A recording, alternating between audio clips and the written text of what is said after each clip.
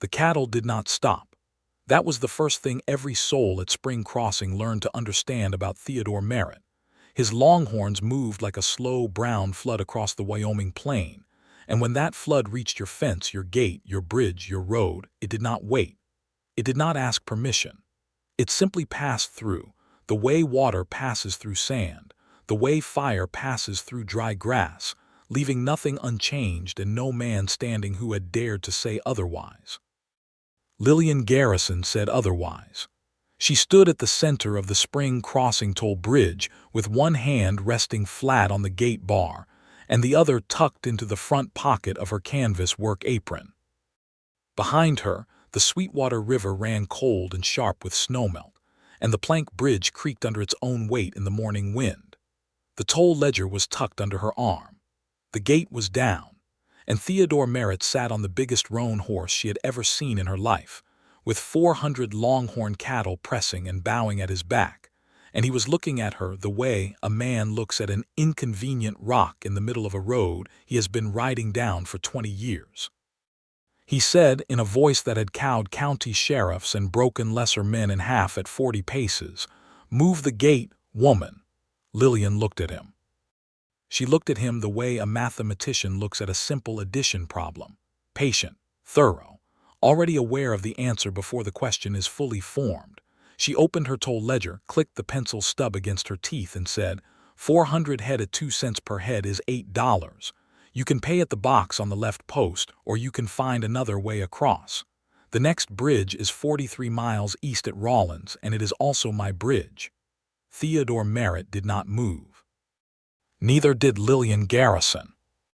And in the charged, trembling silence between them, with the cattle lowing and the Sweetwater rushing underneath, and the whole Wyoming morning holding its breath, something happened that had never happened to Theodore Merritt in his 40 years of pushing cattle across this territory.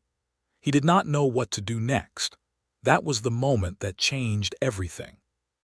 But to understand how a man like Theodore Merritt arrived at a gate held by a woman like Lillian Garrison, you have to go back 3 weeks, to a Tuesday in late April of 1882, when the Cattlemen's Association sent their first letter, and Lillian received it with the same composure she received every threat, every bluster, and every storm the Wyoming Territory had thrown at her since she had arrived 18 months ago and done what nobody expected.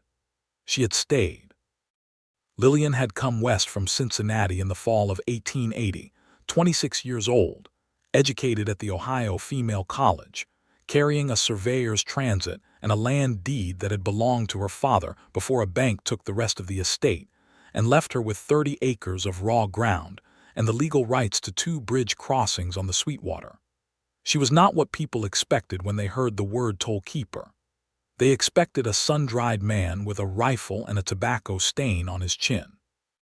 They got Lillian, who was tall and slender with dark copper hair she kept twisted at the back of her neck, brown eyes that caught light like creek water, and a mind so precise and organized that the territorial surveyor himself had once asked her to double-check his calculations, and discovered to his considerable embarrassment that she had found 4 errors in his land map before he had finished pouring his coffee. She had built the toll operation herself, not metaphorically, literally. She had hired 2 laborers from the settlement at Fort Steele, learned timber joinery from a retired carpenter named August Bledsoe, who lived 3 miles up the river and had nothing but time and a very good set of hand planes. And over the course of 4 months she had reinforced both bridge structures, installed proper gate hardware, and built the small toll house that sat on the eastern bank with a wood-burning stove and a sleeping cot and a desk where she did her accounting every evening by lamplight. The bridge at Spring Crossing was the better of the 2. The Sweetwater ran wide and shallow there, but wide and shallow in snowmelt season still meant a horse-chest-deep crossing that cattle crossed only under extreme duress. The bridge was the passage, and the passage was Lillian's, and Lillian charged fairly, kept her books impeccably, and enforced her rates without exception. Until Theodore Merritt, nobody had seriously challenged her. There had been grumblers. There had been men who argued about the legality and men who talked about the Territorial Land Office, and men who said things she was meant to find frightening. She had produced her land deed, her bridge permits signed by the territorial governor, and a letter from her attorney in Rawlins each time, and the grumblers had grumbled and paid, because the mathematics were simple. $8 at Lillian's bridge, or 43 miles of extra travel, plus 2 days of time plus the risk of losing weight off your cattle in hard terrain. $8 always won. Theodore Merritt did not agree that $8 was the mathematics. Theodore Merritt believed the mathematics was as follows.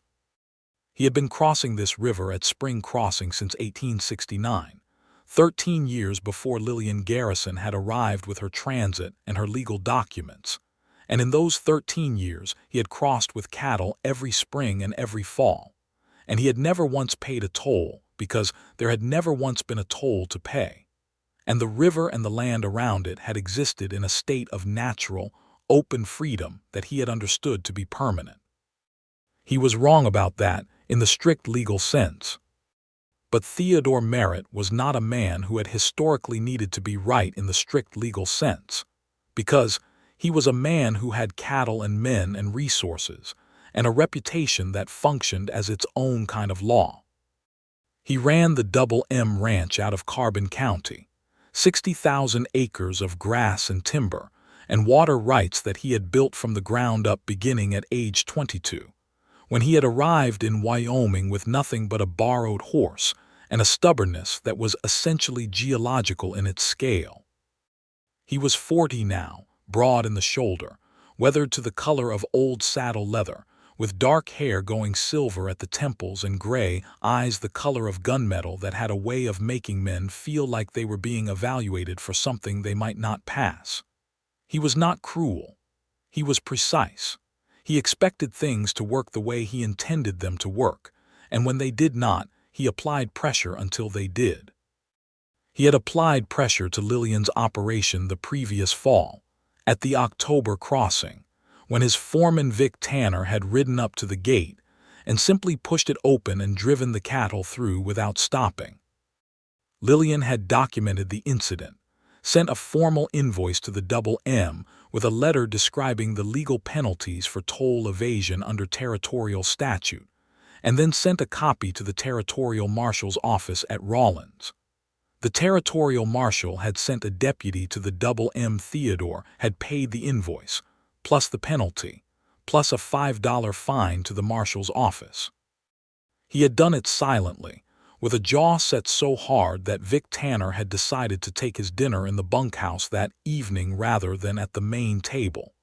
The payment had not made Theodore Merritt respect Lillian Garrison. It had made him furious.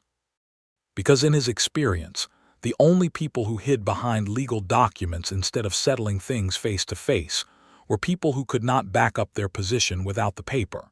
He had decided that when spring came and the drives began again, he would ride to Spring Crossing himself and deal with this matter personally. He had not expected her to be quite so unmoved.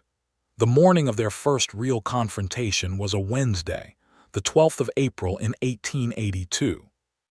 The sky was blue and cold, and the cottonwoods along the Sweetwater were just beginning to ghost green at the tips. Theodore had ridden ahead of the herd with Vic Tanner and 2 other hands, coming up to the bridge a full hour before the cattle, intending to negotiate. He was a reasonable man, he told himself.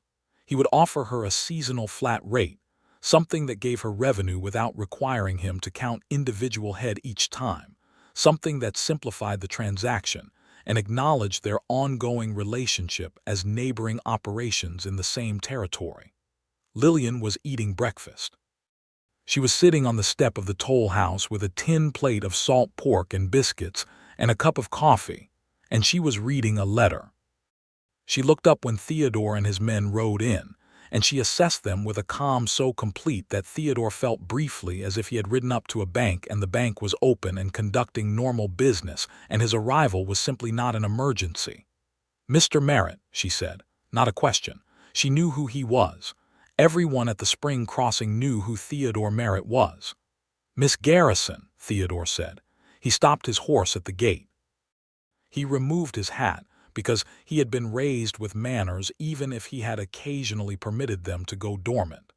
"I'd like to discuss the terms of the spring crossing." Lillian set down her plate.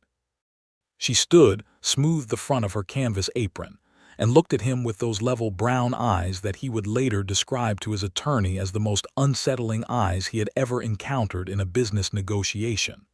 "My terms are posted on the sign board at the gate approach," she said.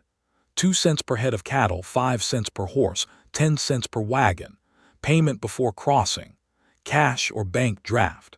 Is there a specific point of clarification you'd like me to address?" Theodore studied her. He had expected a harder opening. He had expected defensiveness, or anger, or the kind of anxious over-explanation that people offered when they felt their position was fragile. What he got was a woman reading from a mental ledger with the same tone a schoolteacher uses when reciting established facts to a new student. "I'd like to propose a seasonal arrangement," Theodore said. "A flat rate, paid once in the spring and once in the fall, that covers all my crossings for the season." Lillian tilted her head very slightly. "And what rate were you proposing?" $50 for the year."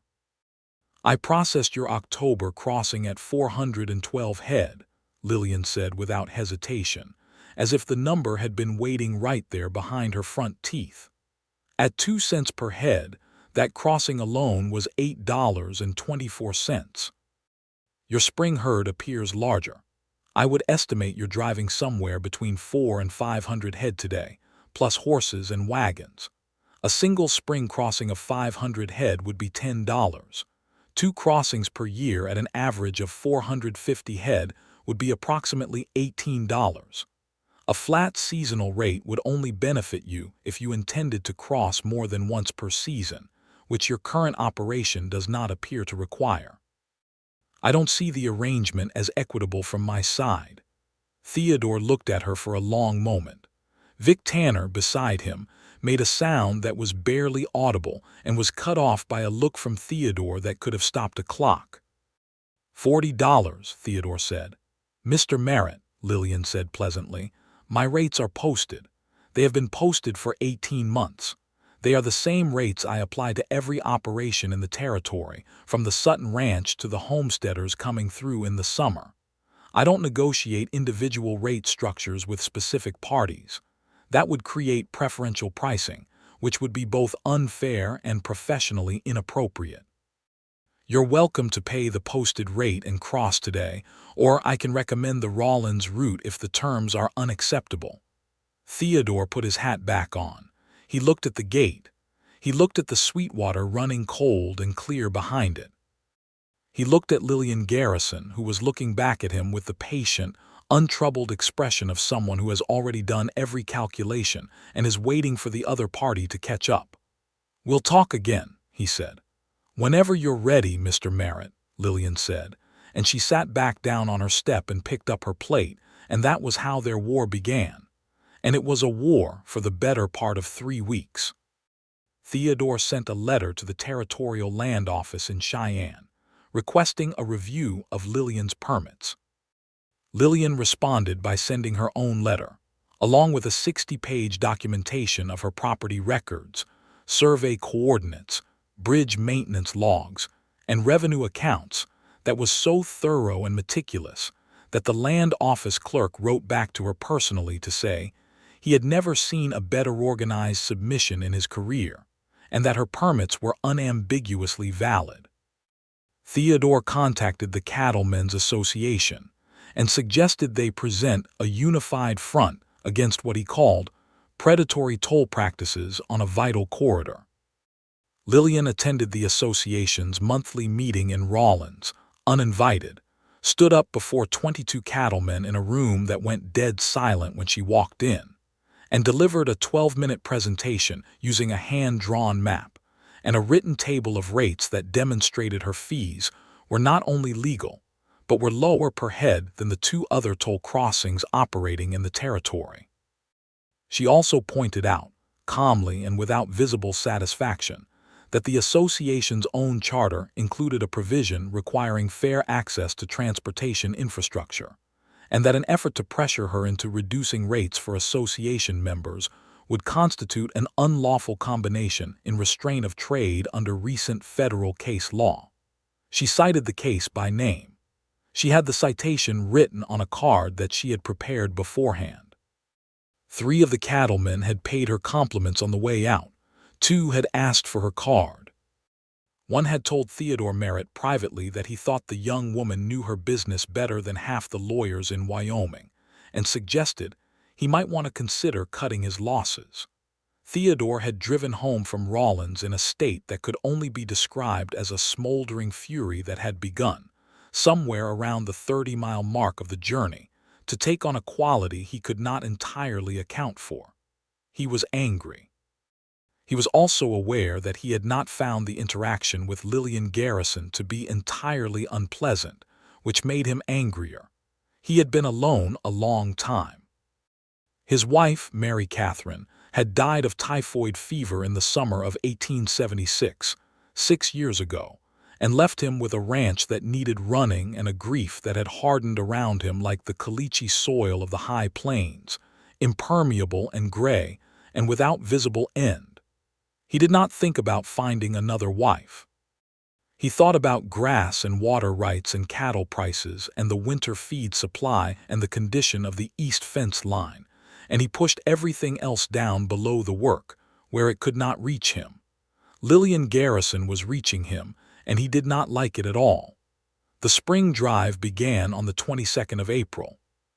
Theodore loaded up 640 head of longhorns from the Double M South Range, 20 riders including Vic Tanner, 3 wagons, and every intention of resolving the spring crossing matter before his cattle reached the bridge.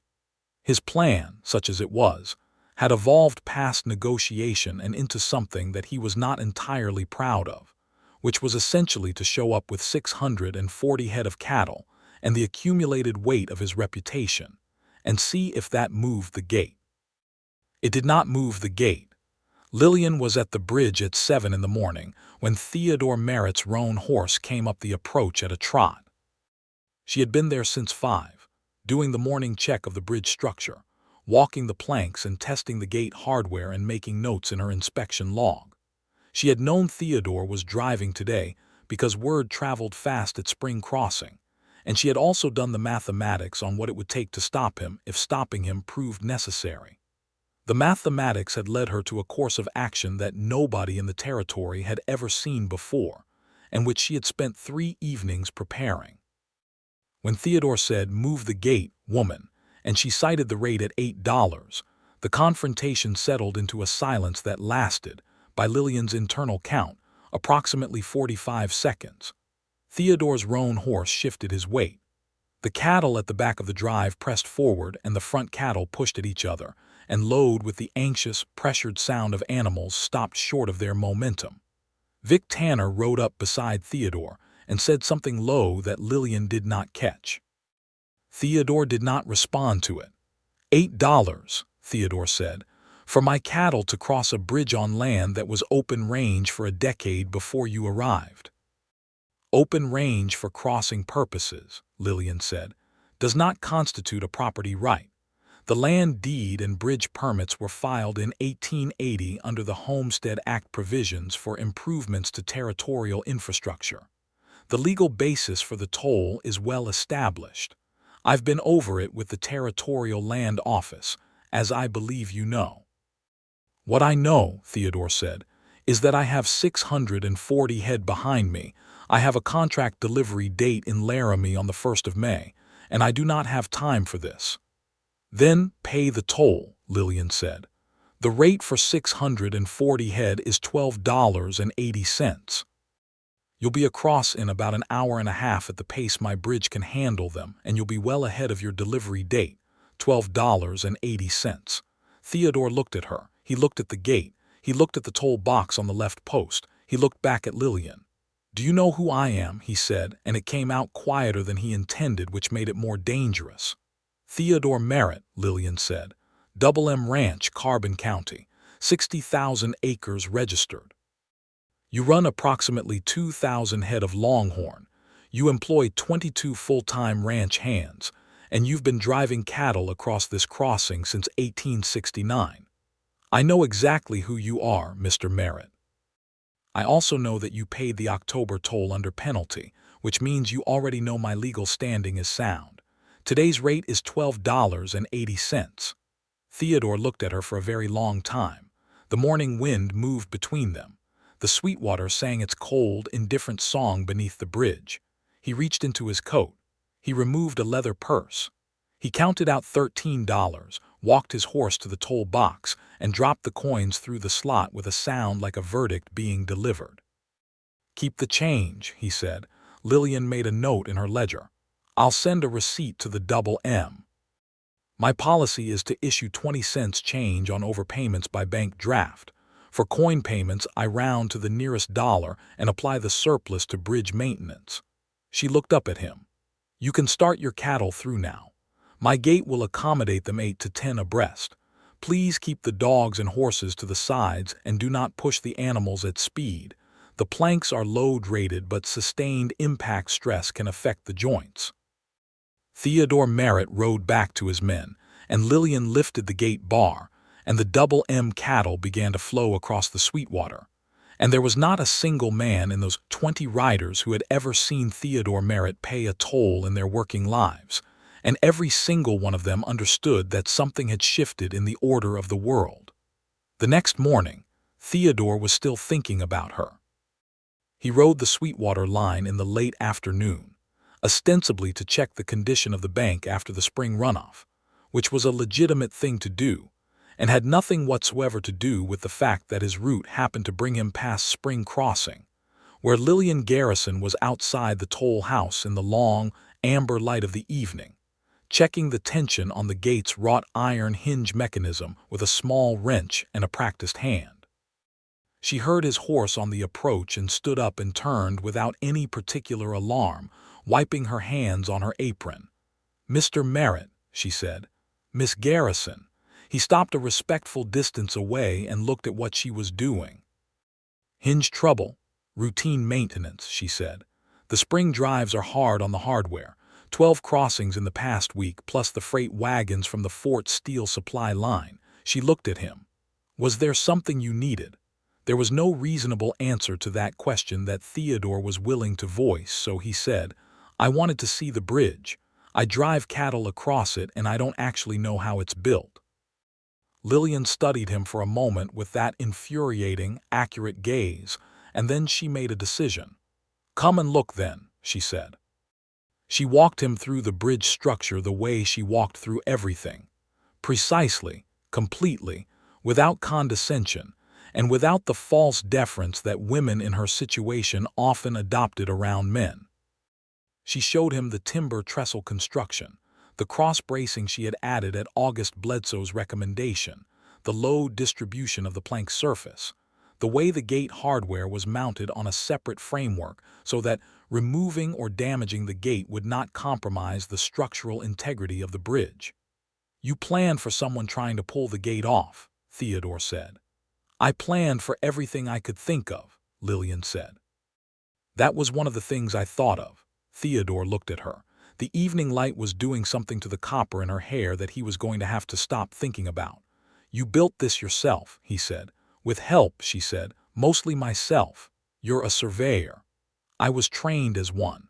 My father was a civil engineer. He started teaching me drafting and calculation when I was 9 years old. When I came west, it was the most useful thing I knew how to do." "You checked the territorial surveyor's maps," Theodore said. It wasn't a question.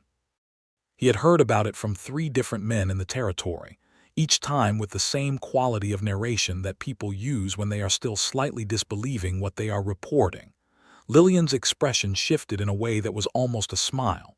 He had his grid coordinates transposed in the northeast quadrant.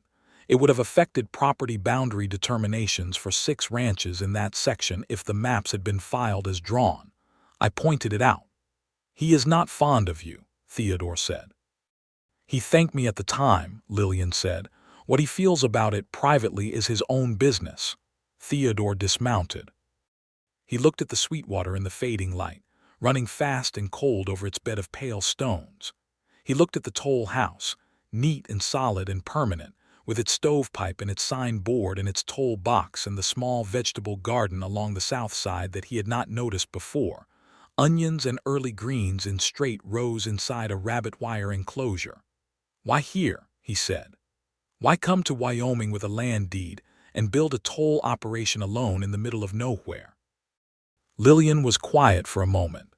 It was the first question he had asked that was not about the bridge or the toll or the legal standing of her operation, and she seemed to be deciding how to answer it.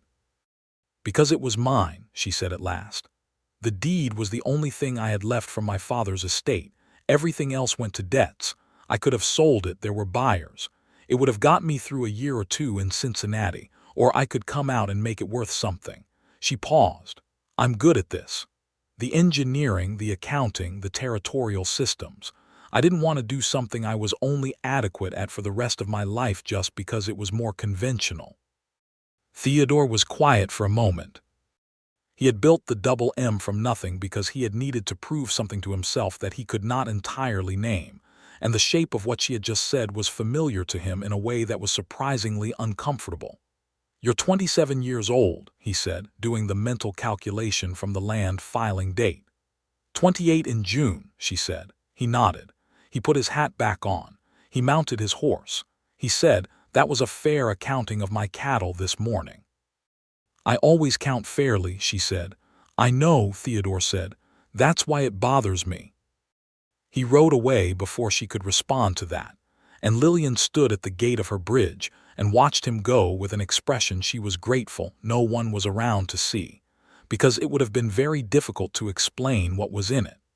She was beginning to understand that Theodore Merritt was considerably more complicated than a man with cattle and a bad temper, and that understanding was not making her professional life simpler. May came in warm and full of the yellow light of the high plains, and Theodore's cattle reached Laramie on the 30th of April, a day ahead of schedule, which meant $12.80 had effectively been the least expensive decision he had made on the drive. He sold his cattle for a price that made his foreman whistle, shook hands with his buyer at the Laramie stockyard, and rode back to the Double M with a feeling that he was going to be very honest with himself about the nature of. He stopped at Spring Crossing on the way back. He told himself it was to get water for his horse. Lillian was inside the toll house when he arrived, and she came out with an ink stain on her right index finger, and her hair slightly less organized than usual, because she had apparently been doing accounts in a vigorous manner that required her to drag her hand through it at some point, and Theodore found both of these details to be unreasonably compelling. "I thought you were in Laramie," she said.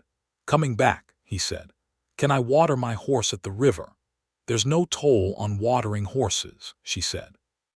She looked at him. "You could also water it at any of the several thousand other points along the Sweetwater between here and the Double M." "I know," Theodore said. Another one of those pauses occurred, in which a substantial amount of communication happened without either of them technically saying anything. "I have coffee," Lillian said. "If you want to dismount." He wanted to dismount. He dismounted. He tied his horse at the post where she kept a bucket of water for the horses of transient travelers, which he noticed was freshly filled, and he went inside the toll house for the first time. It was not what he expected, which seemed to be a theme where Lillian Garrison was concerned. He had expected something spare and functional, and it was those things, but it was also precise in a way that communicated genuine habitation rather than survival. Her surveying equipment was mounted on a purpose-built rack above the desk. The desk itself was the center of an organizational system that was clearly the work of a specific and disciplined mind, with ledgers arranged by date and category, and a small wooden filing box for correspondence that was labeled in her clear, engineer's handwriting. There were 2 books on a shelf above the cot that were not account books. One was a collection of mathematical texts. The other, which he would not have predicted in any version of himself, was a well-worn copy of a novel by George Eliot. "Middlemark," he said, reading the spine. Lillian handed him the coffee. "Have you read it?" "No." "You might find it interesting," she said. It's about people who want their lives to mean something in circumstances that make that difficult. Theodore drank his coffee. He looked around the toll house. He looked at the survey maps pinned to the wall beside her desk, covered in her annotation, small neat numbers clustering at the points of interest. "What is that?" he said, pointing to a section of the map where she had made an unusually dense cluster of marks. Lillian looked where he was pointing. Her expression changed slightly. "That's the Sutton grazing corridor," she said. "It doesn't directly concern my operation, but I noticed something in the survey coordinates that might affect the western boundary of several land claims in that area, including some of the smaller homesteaders who filed in 1879 and 1880. "What did you notice?" She hesitated for just a moment, then seemed to decide something. She went to the map and pointed. The original survey line for this section was run by a contract surveyor in 1877 using an older magnetic declination value. The problem is that the magnetic declination in this area shifts measurably over time, and a survey from 1877 using the 1870 declination value can displace the calculated boundary line by anywhere from 80 to 150 feet over a distance of this length. Theodore looked at where she was pointing. He recognized the terrain. He recognized the names on some of the parcels. He said slowly, "That boundary runs along the eastern edge of the Sutton Range." "Yes," Lillian said, "and the Sutton operation has been expanding its fence line east," Theodore said. "There was a dispute last fall about a homesteader family name of Wren who said Sutton's fence was eating into their land." "I know," Lillian said. "I think the Wrens may be right, but my calculation needs to be verified by an official resurvey before it can be acted on. I sent a letter to the Territorial Surveyor's office 3 weeks ago requesting one. I have not yet received a response." Theodore set down his coffee cup. He was looking at her with an expression she could not immediately catalog, and she found it slightly unsettling in a way she was not accustomed to finding things. "Why does this matter to you?" he said. "The Wren homestead is not on your land. The Wren family has 4 children," Lillian said. "If Sutton's fence line is wrong by 100 feet and nobody fixes it, they lose the pasture water access on their east side and they probably won't make it through another winter." She looked at him steadily. "Because something isn't my property doesn't mean it isn't my concern." Theodore Merritt was quiet for a long time. "I know Marcus Sutton," he said finally. "Most people do," Lillian said.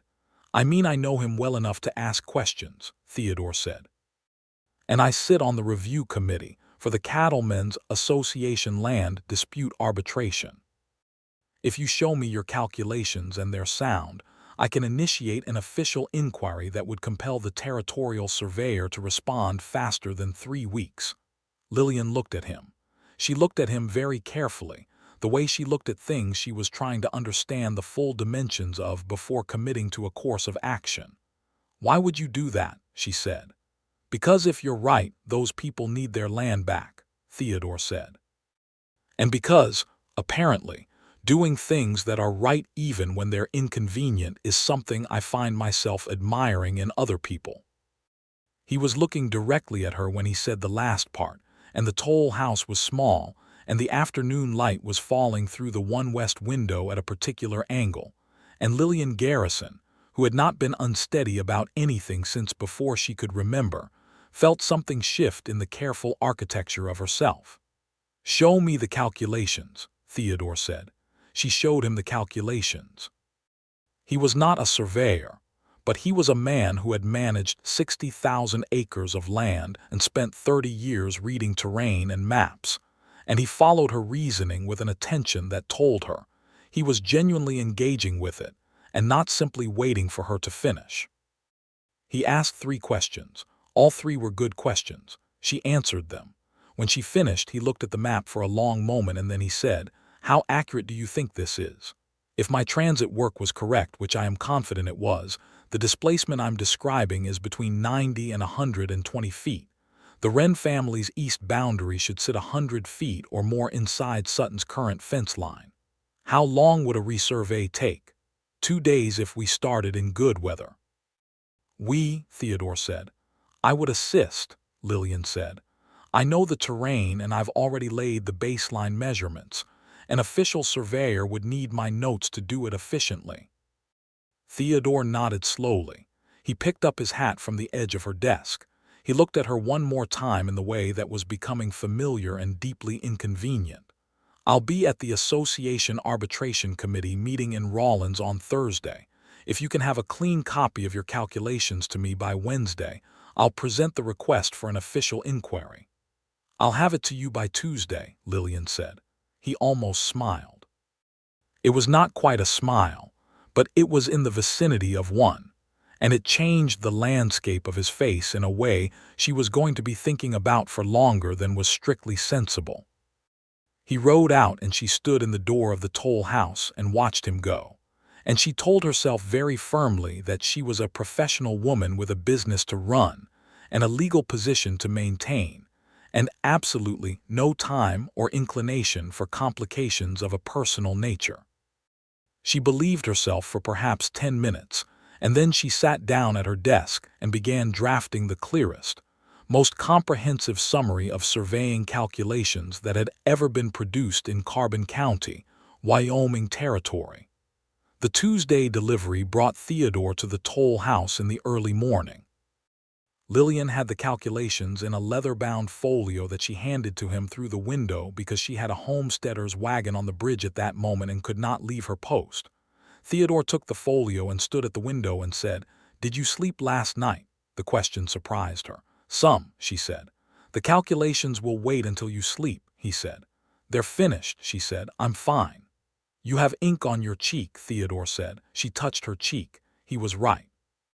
She rubbed at it with her sleeve, aware that she was performing an act of vanity in front of someone who had specifically pledged herself to professional composure, and she was irritated with herself for it, and aware that the irritation itself was a form of answer.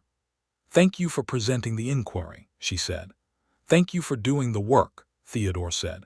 "You could have sent it to the territorial office and waited. The Wrens might have lost their water rights before the territorial office got around to it," she said. "Yes," Theodore said, "they might have." He looked at her for a moment longer, and then he rode toward Rawlins with her folio, and Lillian went back to her gate and her ledger and her careful, ordered life that was becoming progressively less calm than it had been before Theodore Merritt started stopping by. The Thursday committee meeting produced what Theodore had hoped for, which was an official order for a resurvey of the disputed boundary to be conducted within 30 days. What it also produced was a confrontation with Marcus Sutton in the yard, outside the meeting hall that Theodore had not entirely anticipated.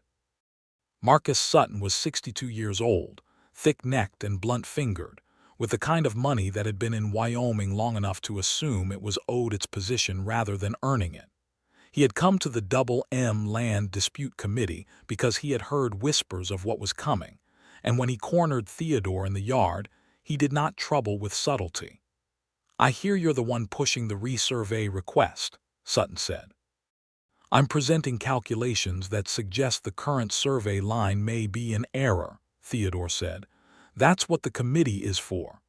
"Calculations from that toll woman at Spring Crossing," Sutton said. "Calculations from a trained surveyor who identified a declination error in the 1877 line," Theodore said. His voice was very flat. "The calculations are mathematically sound. I verified them myself." "She's causing trouble," Sutton said. "That toll operation has been a problem since the day she showed up. Women have no business running infrastructure operations in the territory." "She has the legal right to do exactly what she's doing," Theodore said. "And if her calculations are correct, you have 100 feet of fence line in the wrong place. That's a problem you'll want to fix before it becomes a legal one." Sutton looked at him with narrowed eyes. "You've changed your tune about her." Theodore looked back at him with the gray eyes that had stopped men in their tracks for 20 years. "The calculations are correct," he said. "That's all that matters.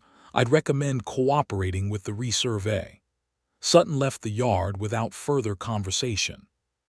Theodore rode home with a feeling that he recognized as satisfaction, and also a feeling that he recognized as something more complicated and considerably more warm than satisfaction. And he dealt with the second feeling by checking the condition of his north fence line for 2 hours when he got back to the Double M. The resurvey was scheduled for the 15th of May, which was a Thursday, bright and cool with a southwest wind. The territorial surveyor's assistant, a young man named Elias Cross, arrived at the Sweetwater crossing at 7 in the morning, accompanied by 2 laborers for the survey stakes. He found Lillian Garrison already on the south bank with her transit set up on its tripod and her field notes open on a folding board, and Theodore Merritt sitting on his roan horse looking like a man who had found somewhere he intended to stay for a while. The resurvey took 9 hours. Lillian worked alongside Elias Cross with such completeness and precision that by midday the young surveyor had stopped offering suggestions and was largely following her lead. Theodore held stakes, read measurements aloud when asked, and said very little, but he watched Lillian work with an attention that Elias Cross noticed and filed away in his memory for future dinner conversation, because he had rarely seen a man with Theodore Merritt's reputation look at anything the way he was looking at this woman.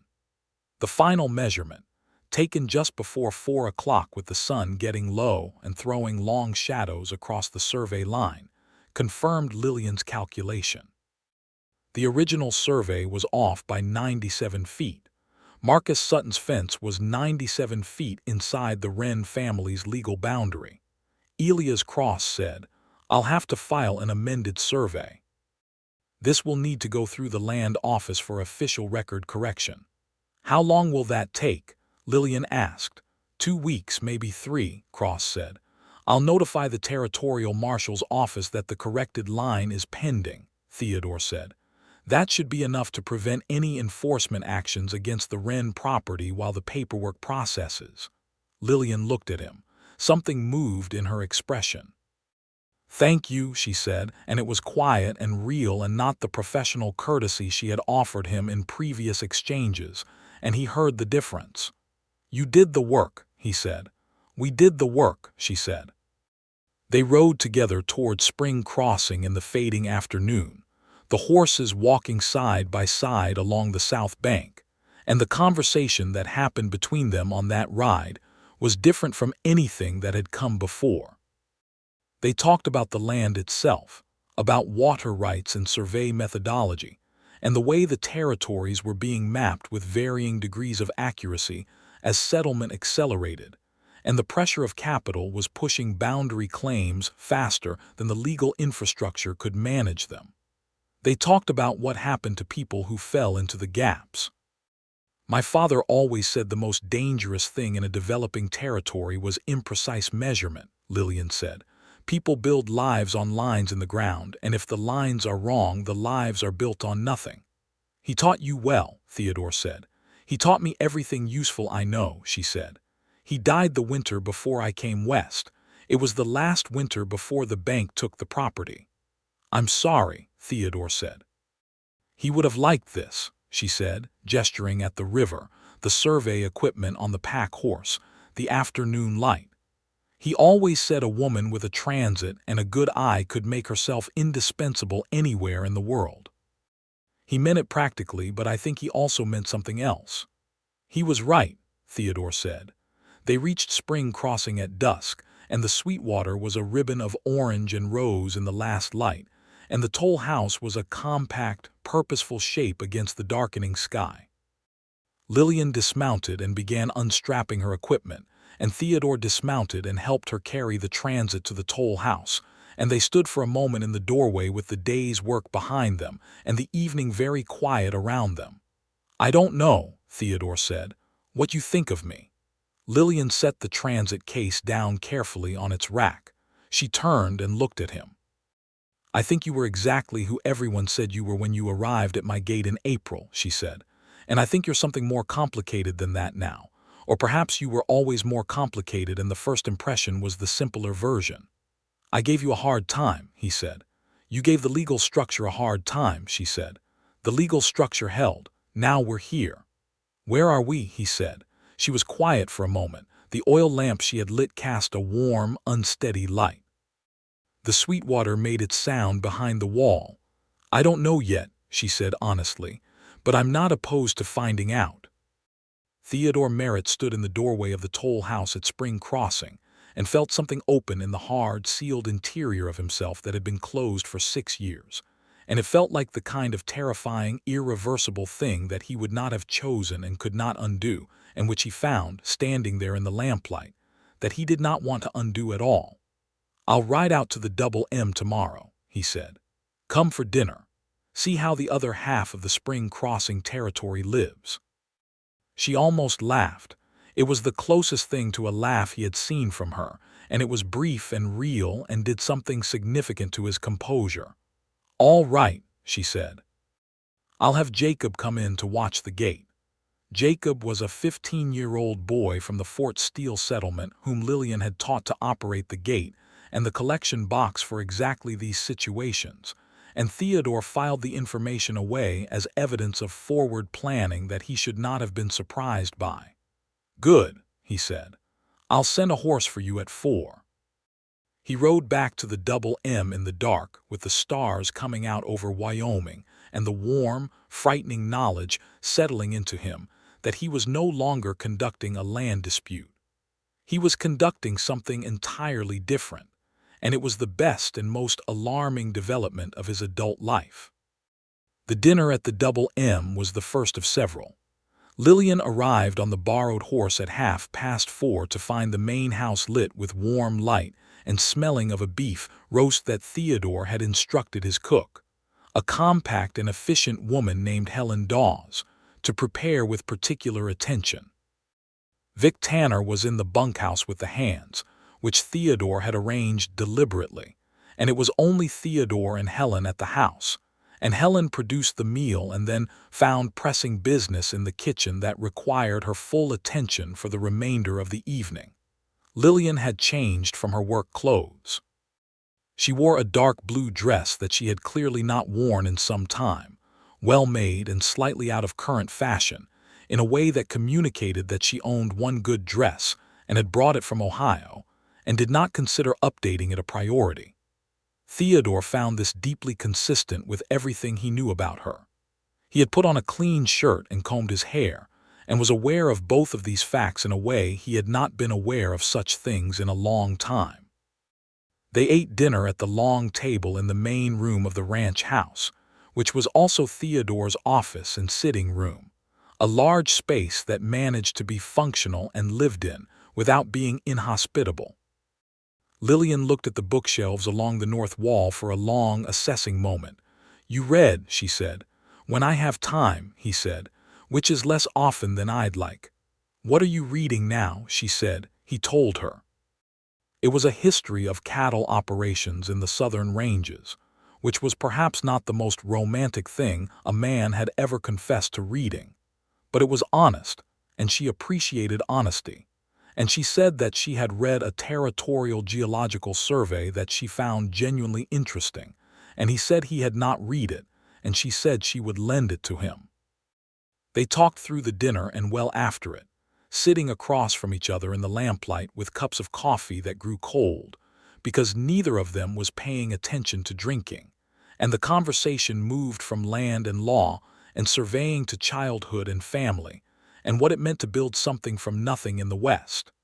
Theodore told her about arriving in Wyoming at 22 with nothing. He told her about the early years, the hard winters, the cattle losses, the fence building in weather that made your hands bleed, the slow, grinding accumulation of something real.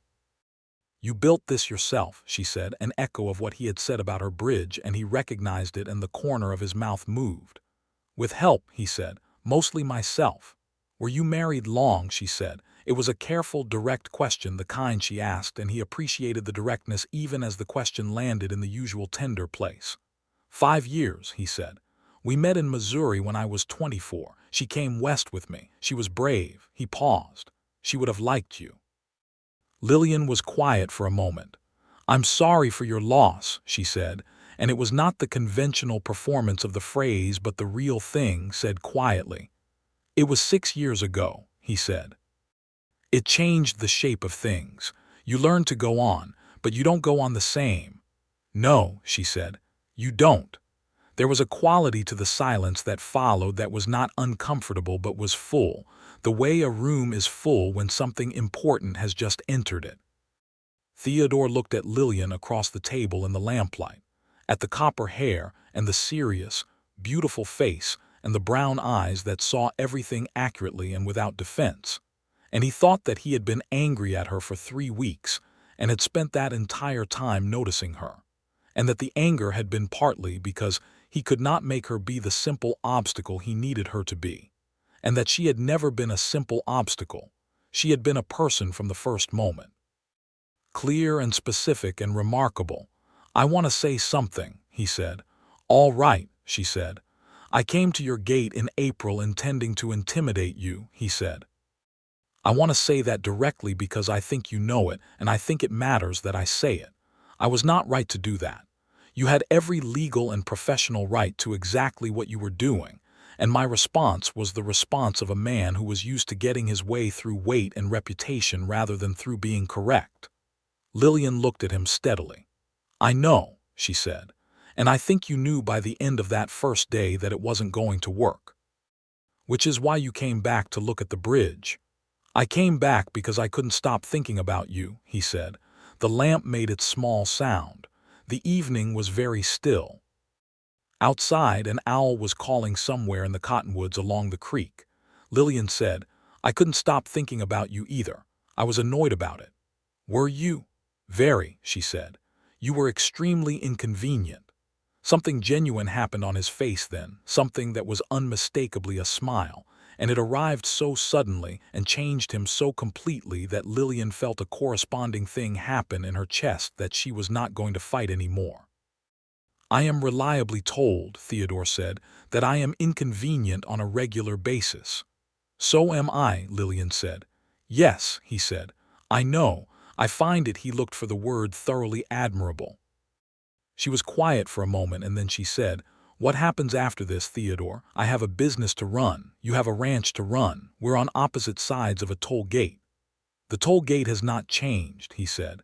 "I'll pay your rates every spring and fall, $12.80 or whatever the current rate is for my herd count. You'll issue a receipt. That's the professional relationship." He paused. "I'm asking about something separate from the professional relationship." "I know what you're asking," she said. "I'm asking if you'll see me again," he said. "Not for the land survey, not for the resurvey, for the purpose of seeing you specifically." Lillian looked at him for a long moment. She was thinking, he could see her thinking, and he liked that she thought, liked that she did not answer without considering, liked everything about the way she operated in the world. "Yes," she said, "I'll see you again." May gave way to June, and the seeing again happened with increasing frequency and depth. Theodore rode to Spring Crossing twice a week when the ranch work permitted, and Lillian rode to the Double M on Sunday afternoons, and sometimes they rode the south bank of the Sweetwater together in the long summer evenings. And the conversations they had during those rides covered every possible subject and revealed, with a thoroughness that neither of them found surprising given who they were, the full dimensions of two people who suited each other in ways both practical and profound. He found her intelligence not only admirable but essential. He had spent years in the company of men who deferred to him, and while that was operationally efficient, it had gradually made him intellectually lonely in a way he had not been able to name until he was sitting across a table from Lillian Garrison and being argued with for the first time in years, and finding it the most engaging experience he could remember. She found in him a steadiness and a depth that she had not expected. He was a man who made decisions carefully and stood behind them completely, who worked with his hands without apology, who was honest about his failures with a directness she respected, and who looked at her as if she were the most interesting thing in the territory, which, given that the territory contained significant geological features and a very complex water rights system, she found unexpectedly affecting. In July, the The resurvey results were officially filed by the Territorial Surveyor's Office, and the corrected boundary line was entered into the land records. Marcus Sutton's fence line was moved 97 feet to the west, restoring the Wren family's water access. The Wren family, a couple named Thomas and Clara with 4 children ranging from 8 to 16, had been informed of the process by Lillian's letter in May, and when the results were confirmed, Clara Wren rode to Spring Crossing and delivered a jar of preserved plums and a handwritten note that said, in Clara's working woman's hand, "We would have lost our place without you. Thank you from all of us." Lillian kept the note in the correspondence box at her desk. She did not tell Theodore about it for a week, and when she did tell him, over coffee on a Sunday afternoon at the Double M, she mentioned it briefly and matter-of-factly, and he saw that she was moved by it more than she would say, and he said nothing, which was exactly the right thing. In August, Theodore asked her to marry him. He did not do it at a dramatic moment. He did it on a Tuesday morning when she had ridden to the Double M to return the geological survey she had lent him, and to pick up a timber calculation he had asked her to check, and they were standing in the yard in the early sun, and he said, without preamble, "I want to ask you something." She looked at him. "All right." "I want to ask you to marry me," he said. "I want to say clearly what I mean by that. I mean that I want to spend the rest of my life in this territory with you. I want to wake up in the same house as you. I want to hear you argue about survey methodology over dinner. I want to support what you're building at Spring Crossing, not compete with it. If you would rather keep the toll operation as your own business, kept separate from ranch finances, that is entirely your right and I will not interfere with it. I'm asking for you, not for what you manage or what you own. For you." Lillian looked at him for a long moment. The Wyoming morning was enormous and blue around them, and the ranch horses moved in the south pasture, and somewhere in the cottonwoods, a meadowlark was singing its 3-note call that was the particular sound of this place and this season. "I need to know that you understand what I am," she said. "I am not a woman who will set aside her work because she is married. I am not going to stop running the bridge operation or doing survey work or attending land commission meetings or arguing about property lines when I am correct about them." "I know," he said. "I am asking you to marry me specifically because of those things, not in spite of them." "You understand that I'll be a difficult wife in the conventional sense," she said. "I understand that you'll be an extraordinary wife in the actual sense," he said. "I have no interest in the conventional sense." She was quiet for a moment more. Then she said, "Yes." He exhaled. It was a long, settled exhale, the kind that follows a period of held breath, and she recognized it as the honest expression of relief from a man who was not given to performing his emotions, and it told her more about how much he wanted this than any elaborate gesture could have. "Yes," she said again more clearly, and Theodore Merritt crossed the yard in 3 steps and took her face in both of his weathered hands and kissed her for the first time, there in the August morning, the meadowlark still singing and the sky enormous and blue. And it was the kind of kiss that contains the full weight of everything that has been held back and is now being properly released. And Lillian, who had been composed and precise and self-contained through everything the frontier had thrown at her in 2 years, found that she was not composed at all and was completely untroubled by the fact. They were married in September in the Rawlins settlement, in a civil ceremony conducted by the Justice of the Peace, with Vic Tanner standing up as Theodore's witness and August Bledsoe, the old carpenter who had helped Lillian build the bridge, standing up as hers, and Helen Dawes weeping quietly in a manner that she afterward denied. Clara Wren attended with Thomas and their 4 children, who sat in a row of increasing height like a staircase and looked at the proceedings with solemn interest. Jacob, who watched the toll gate on the wedding day, had been given an extra $1 for the service and had accepted it with the dignity appropriate to the occasion. The honeymoon was, characteristically, a surveying trip. Theodore had identified a section of the Double M's eastern range, where the original fence line survey was suspect, and Lillian had agreed to run new measurements, and they spent 4 days in the high country east of the ranch doing survey work by day and sleeping under canvas by night, and it was one of the best weeks of either of their lives. "You realize this is unusual," Theodore said on the second evening, watching Lillian work the transit in the last light. "What is? Most people's honeymoons do not involve driving stakes into the ground and arguing about magnetic declination." She looked up from the transit. "Do you object?" "I object to nothing," he said. "I am, however, aware that we are unusual." "We have always been unusual," she said. "That seems to be working well." It was, in fact, working exceptionally well.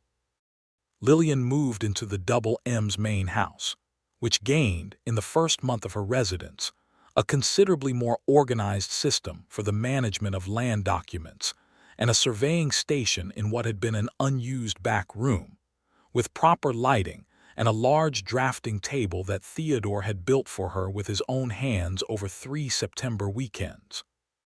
She maintained the spring crossing toll operation as her own business, riding to the bridge 3 days a week and employing Jacob full-time to manage the remaining days, keeping her own accounts separate and providing, without being asked, a quarterly report to Theodore showing the operation's finances. Theodore did not look at the reports without being invited, and she invited him to look at them. He looked at them with genuine attention, asked several intelligent questions, and once pointed out a calculation she had made in the wrong column, which she verified and corrected with the precise, unapologetic acknowledgement of error that he had come to understand as one of her most attractive qualities. The autumn drive that year was the largest Theodore had run, 712 head, and he paid the toll at Spring Crossing on a bright October morning with $12.84, which Lillian collected, recorded, and issued a receipt for with the same professional composure she had maintained from the first. "Thank you for crossing, Mr. Merritt," she said. "The rates are fair," he said, straight-faced. "I've always thought so," she said. Vic Tanner, watching this exchange from 20 yards back, said nothing, but something in his expression suggested that the universe had arranged itself in a manner that he found deeply, permanently correct. The winter of 1882 to 1883 was hard, as Wyoming winters were, with weeks below zero and snow that buried the fence lines, and required the whole Double M operation to work at reduced capacity and maximum attentiveness. Lillian's bridge froze in January, the first hard freeze that had taken it since she had built it, and she and Theodore spent 3 days working the structure to prevent ice damage to the joints, Lillian with her engineer's knowledge of where the stress would accumulate and Theodore with the sheer physical power to address it. And they worked alongside each other in the bitter cold, with a partnership that was so naturally fitted to the terrain of their particular skills that even in the exhaustion of the work it felt like a kind of grace. In February, Lillian told Theodore she was pregnant. She told him at the breakfast table directly, in her straightforward way. She had been monitoring the situation with her characteristically precise attention and had confirmed it to her own satisfaction before mentioning it. She said, "I think we're going to have a child. I estimate the arrival in September, accounting for probable conception in early December." Theodore set down his coffee cup. He looked at her. He was a man who had built 60,000 acres from nothing and driven cattle through country that could kill you in 100 different ways, and he was not easily overwhelmed. He was overwhelmed now. "September," he said. "Give or take 2 weeks," she said. "I should probably see Dr. Hawthorne in Rawlins in the spring." "Yes," he said. "Yes, we'll go to Rawlins." He was still looking at her with an expression that contained everything he felt about this news and very few of the words for it. He reached across the table and took her hand, and she turned her hand over and held his, and they sat like that in the February morning with the stove burning and the snow against the windows. "Are you happy?" she said. "I am," he said. "More than I have language for. Are you?" "Yes," she said. I am also calculating the modifications I'll need to make to the toll operation schedule for the later months of summer, but yes, I am very happy." He laughed. It was a full, genuine, unguarded laugh, and she smiled hearing it, the real smile she gave rarely and that he had been collecting like proof of something since August. The pregnancy proceeded in good order, as Lillian had planned. She continued working at the bridge through April, reduced her physical involvement to administrative and accounting functions through May and June, trained Jacob with additional thoroughness so that he could manage the operation independently, and made a comprehensive handover document for the summer months. She went to Dr. Hawthorne in Rawlins in March and again in June, both times accompanied by Theodore, who sat in the waiting room with his hat in his hands, and a focused attention that the doctor's office staff found touching in a way they discussed afterward. Marcus Sutton, whose fence had been moved in July, had spent the winter conducting a legal challenge to the resurvey results that was comprehensively dismissed by the Territorial Land Court in April, owing largely to the quality of the survey documentation, which had been prepared by Lillian and reviewed by the Territorial Surveyor's Office, and which was, by any technical measure, impeccable. Sutton had then attempted to pursue a challenge through the Cattlemen's Association, which Theodore had been present for, and which had ended with 3 members of the association pointing out, individually and with increasing firmness, that the resurvey results were correct, and that the association's charter explicitly required fair resolution of land disputes. Sutton had withdrawn the challenge in May, moved his fence line, and had not spoken to Theodore since, an arrangement Theodore found entirely acceptable. Thomas and Clara Wren, with their water access restored, made it through the winter and planted their spring crops, and had a summer that Clara described, in a letter to Lillian, as the first one in 3 years when they had not spent every day in fear of losing the place. The letter arrived in July, while Lillian was reviewing Jacob's accounts from the previous month and making notes in her margin in the precise, clear hand that Theodore had come to associate with early mornings and the smell of coffee. He found her reading it, and she read him the important part, and he said, "That's good work." "We did good work," she said. "You started it," he said. "You made it possible," she said.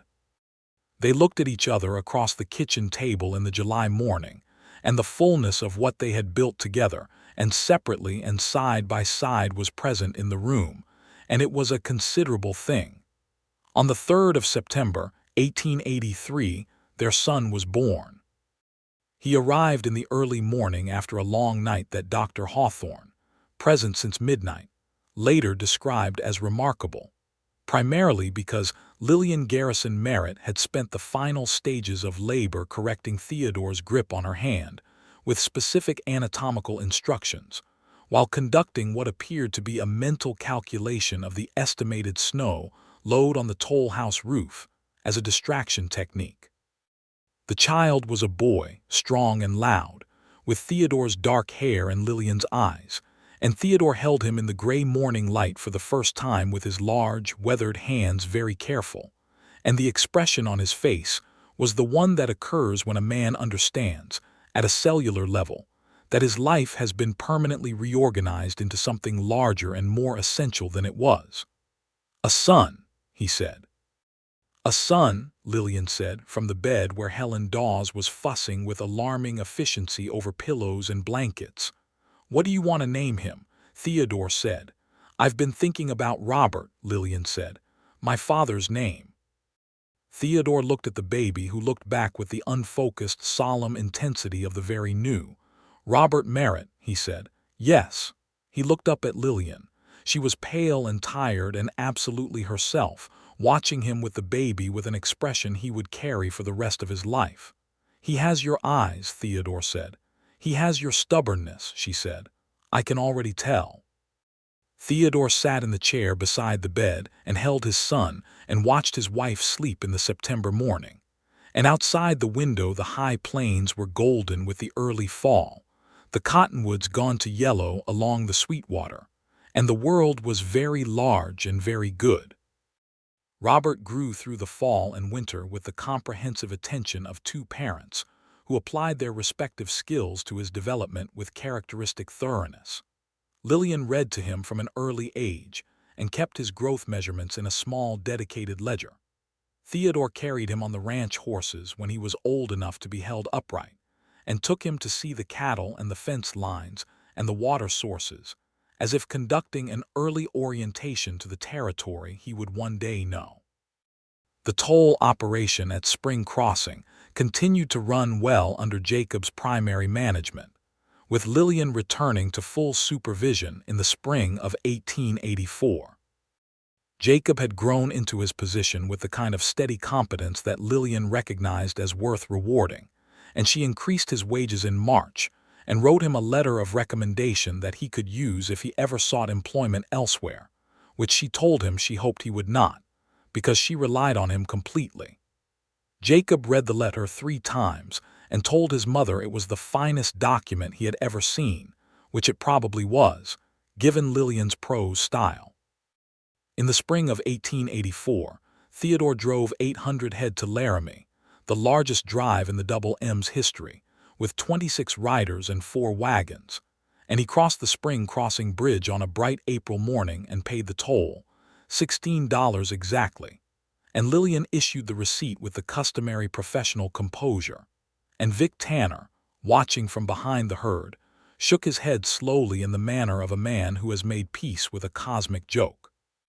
That summer brought something new and entirely unexpected, which was August Bledsoe, the old carpenter, appearing at the Double M with a nervous expression, and the information that he had received a letter from a land speculator in Cheyenne claiming that the 30 acres on the north side of the Sweetwater, adjacent to Lillian's toll property, were available for purchase and had been identified for a competing bridge structure. "A competing bridge," Theodore said. "That's what the letter says," August said. "This fellow, name of Hargrove, says he has investors and he's planning a structure 300 yards upriver. No toll, or a lower toll. He's trying to undercut Miss Lillian's operation." Lillian listened to this without visible agitation. She asked to see the letter which August had brought. She read it carefully. She said, "What is the legal title status of that north 30 acres?" August said he did not know. Lillian said she would find out. She wrote to the Territorial Land Office that evening. The response arrived 8 days later and confirmed that the north 30 acres had in fact been available for homestead filing since 1879, that no filing had been received for that parcel, and that based on the waterway proximity and bridge construction provisions, any competing bridge structure within 300 yards of an existing permitted crossing would require approval from the Territorial Transportation Commission. Lillian wrote to the Territorial Transportation Commission. She wrote to Hargrove in Cheyenne, professionally and without hostility, describing the regulatory requirements he would need to meet. She then, in her own name and with her own savings from 4 years of toll operations, filed a homestead claim on the north 30 acres, extending her property across the North Bank and making the 300-yard upstream corridor legally part of her bridge approach zone under territorial transportation regulations. Theodore heard about the homestead filing from Lillian herself on a Sunday evening over dinner. "You filed on the North Bank," he said. "Preemptively," she said. He looked at her for a moment. "You didn't tell me you were planning this." "I decided on Monday and filed on Wednesday," she said. "I mentioned it now." "Fair enough," he said. "Does Hargrove know?" "He received my letter on Friday," she said.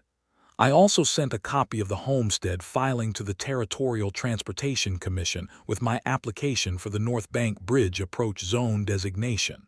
She paused. "I expect we'll hear from Hargrove's attorney within 2 weeks. I've already spoken to my attorney in Rawlins." Theodore was looking at her with the expression she had first seen at the old carpenter's bridge description, the specific look that was shock and admiration in combination, and she found it as affecting now as she had the first time. "Lillian," he said, "I'm not going to let someone undercut a 4-year operation that I built myself," she said. The legal position is sound. It is, he said. He was still looking at her. You are the most formidable person I have ever known. You are not easily formidable yourself, she said. No, he agreed, but I admire it more from this side. Hargrove's attorney wrote, as Lillian had predicted, 11 days later. The letter questioned the validity of the approach zone designation. Lillian's attorney wrote back with a response that was so thorough and clearly constructed that Hargrove's attorney subsequently advised his client to seek a different location for his bridge investment.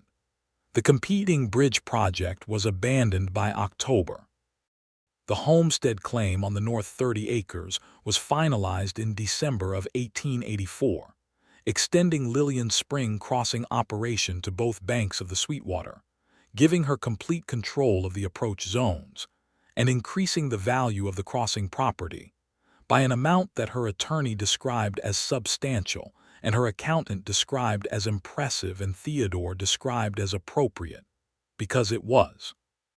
That Christmas, the first they spent with Robert old enough to be genuinely enchanted by the proceedings, was the warmest the Double M had felt since Theodore had built it. Helen Dawes cooked a roast and a pie. August Bledsoe came for Christmas dinner, and Jacob came with his mother, and the Wren family came from their homestead 8 miles away, all 6 of them, the 4 children growing taller each year. Clara Wren brought preserved plums again, which had become a tradition, and Thomas Wren and Theodore stood by the window with glasses of cider and talked cattle prices and fence repair in the way men who are neighbors and have gone through something together talk, easy and real. Lillian sat by the fire with Robert on her lap and Clara Wren beside her, and they talked about the spring planting and the land office's new survey requirements, and whether Jacob was ready to be offered a full partnership in the toll operation, which Clara thought was a fine idea, and Lillian had already been considering. Theodore came and sat beside her when the Wren children had migrated to the kitchen with Helen, and the evening had settled into its quieter second half, and he put his arm around her, and Robert grabbed his father's thumb with the complete grip of a 1-year-old who considers thumbs to be his personal property, and Theodore looked at his son and his wife in the firelight and felt the specific, overwhelming completeness of a life that has found its true dimensions. Happy? Lillian asked him. Beyond measure, he said. You? Yes, she said. She leaned her head against his shoulder, which was unusual for her and therefore meant more. I was thinking about the morning you told me to move the gate. He laughed, low and real. I remember it.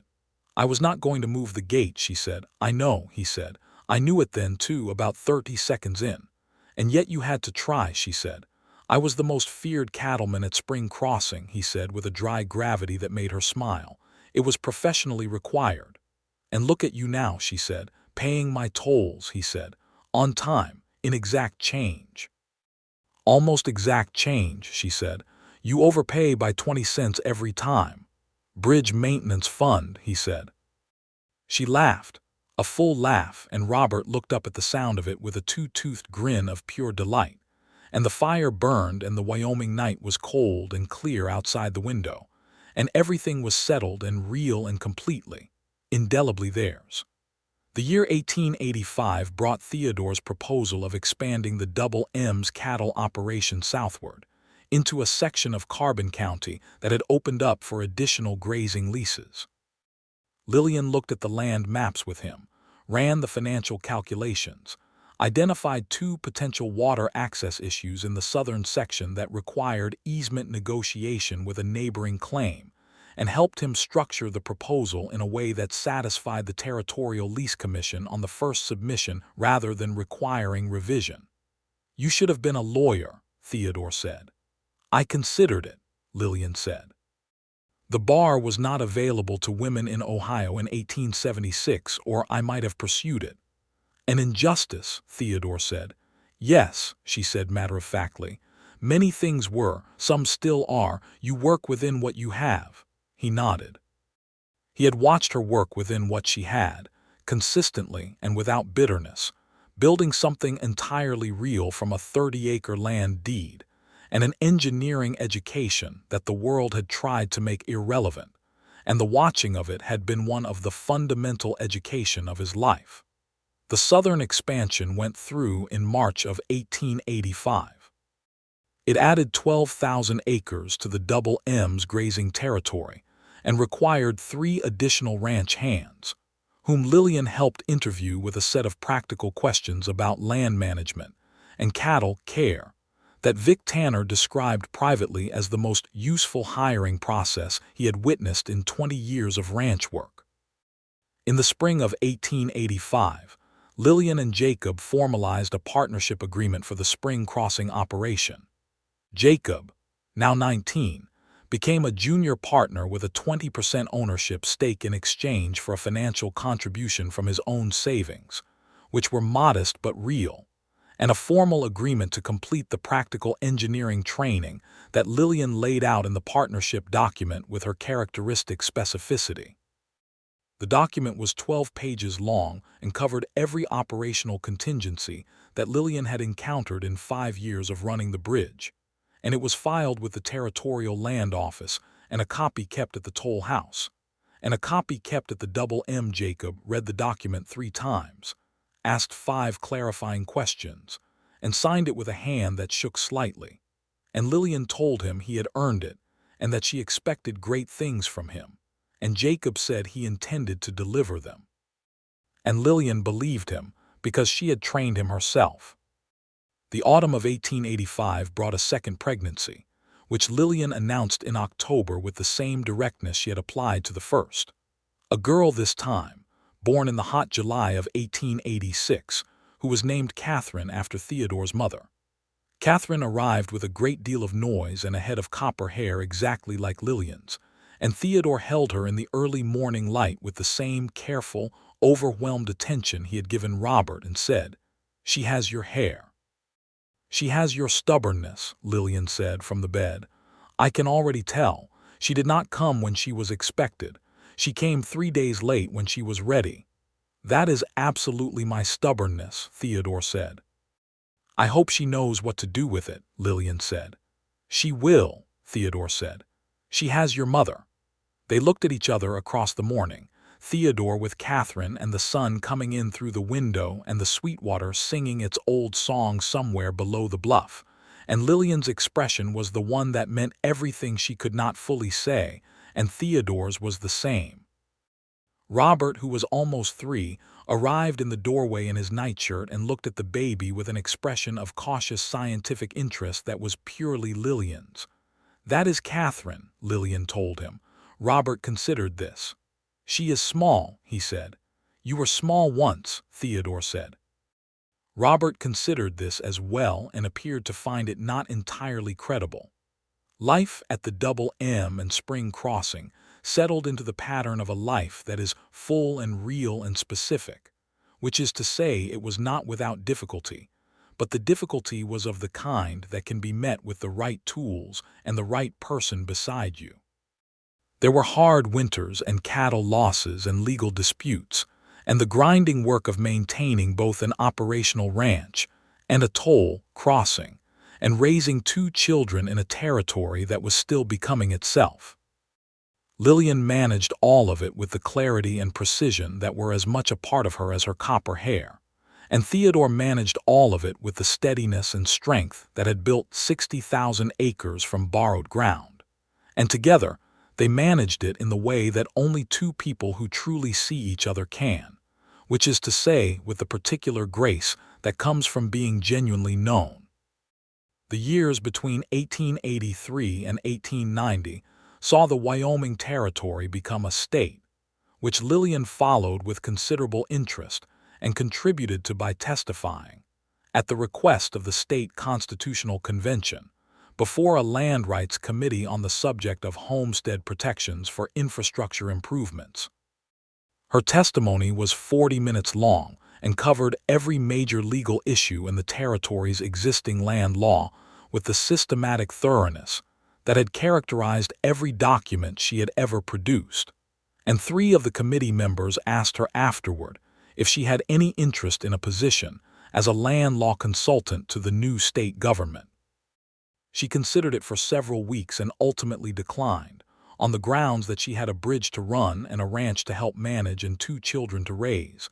But she kept the correspondence and referenced it in conversations with Lillian that suggested she was not entirely finished with the subject. Theodore, asked about it one evening, said, "If they ask again, take it. We'll figure out the rest."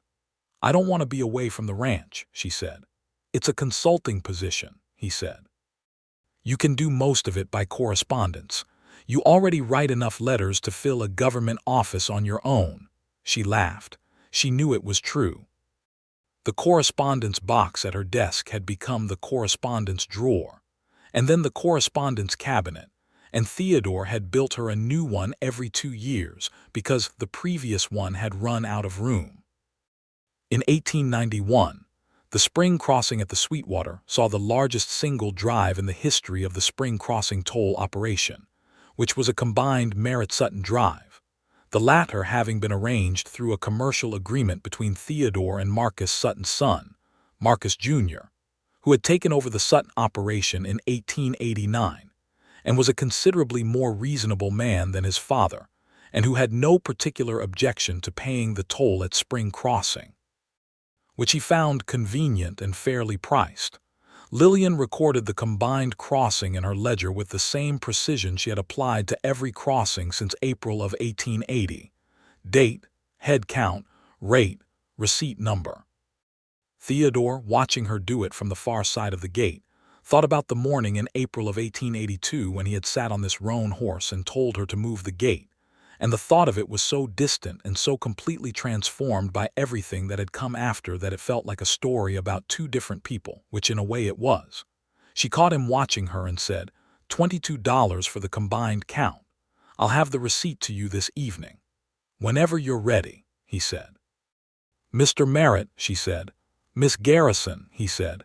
She shook her head at him, the smile she kept mostly for him making its appearance in the morning light. "You were impossible," she said. "You were immovable," he said. "I still am," she said. "I know," he said. "That is why I married you." She wrote the receipt number in the ledger and closed it and came through the gate to where he was sitting on his horse and looked up at him in the April morning with the Sweetwater running behind her and Spring Crossing stretching in both directions under the wide Wyoming sky. "I love you," she said. It was still somewhat rare for her to say it unprompted, which meant that when she said it, it arrived with the full weight of everything she was. Theodore looked at her. He looked at the bridge she had built, the property she had defended, the life she had made and shared and expanded in ways neither of them had entirely anticipated, the toll house and the North Bank and the 2 children who were at the Double M this morning with Helen Dawes, Robert 8 years old and already asking technical questions about bridge load ratings, Catherine 5, and absolutely conducting her own reality according to rules she established herself. "I love you," Theodore said. "More than when I married you, considerably more, which I would not have predicted in April of 1882. You would have predicted very little about me in April of 1882, she said. "No," he said. "I would have been entirely wrong about you." "You recovered admirably," she said. "I had good instruction," he said. She touched his hand where it rested on the saddle horn briefly and precisely. Then she went back through the gate and opened it for the first cattle of the Merritt-Sutton combined spring drive, and the cattle began to flow across the Sweetwater, and the bridge held as it had always held, solid and well-made and enduring, built by a woman who did not move for anyone and maintained by a woman who had learned that the things worth building are the things you stand beside even when the pressure is enormous, and that the greatest crossings in a life are not the ones where you let things through without accounting for them, but the ones where you look at what is coming toward you, open the gate, and meet it with everything you have. The Sweetwater ran on as it always had and would. Spring Crossing stood. The toll house threw its clean rectangle of lamplight into the Wyoming nights, and the ledger filled with another year of careful, honest accounting, and the Double M ran its cattle and grew its grass and built its future on 60,000 acres of ground that Theodore had made by hand and Lillian had made better by knowing, and the children grew and the years turned, and the West continued becoming itself around them. And all of it, every acre and every count and every receipt, was exactly right.